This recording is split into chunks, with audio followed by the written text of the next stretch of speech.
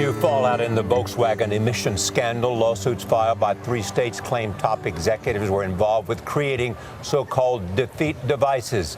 Software helped hundreds of thousands of so-called clean diesel cars pass tests in the United States. Now, these lawsuits come weeks after an estimated $15 billion record settlement package with owners and regulators in the United States.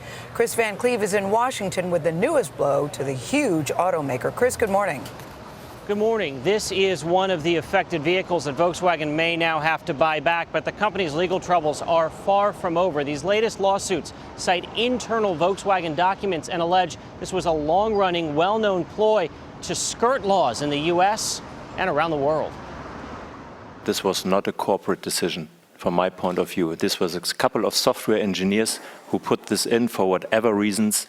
That's then Volkswagen U.S. CEO Michael Horn in October, giving Congress what had become the Volkswagen emissions scandal party line. Some found it hard to believe.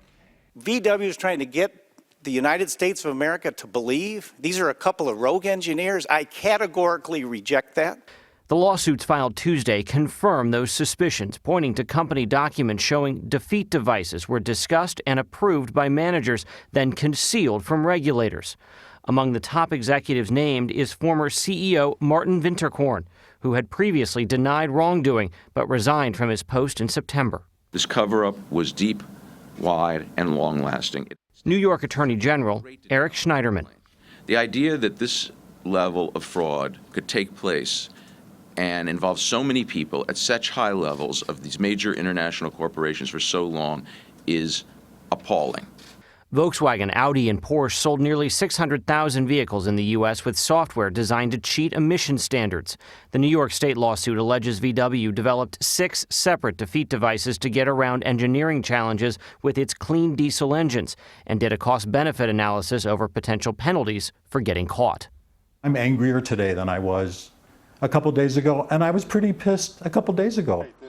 Joe Alper bought a 2011 Audi A3 equipped with a defeat device. How do 9 guys sit around a table and go, hey, let's cheat, and no one else goes, that's a bad idea? In a statement, Volkswagen said the allegations are essentially not new, adding it is regrettable that some states have decided to sue for environmental claims now.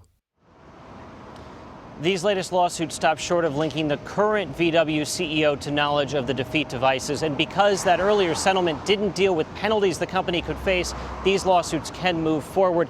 The Maryland Attorney General says in his state alone, the potential liability to VW is in the billions of dollars. Gail? Yeah. All right. Thank you, Kris. That's very serious stuff.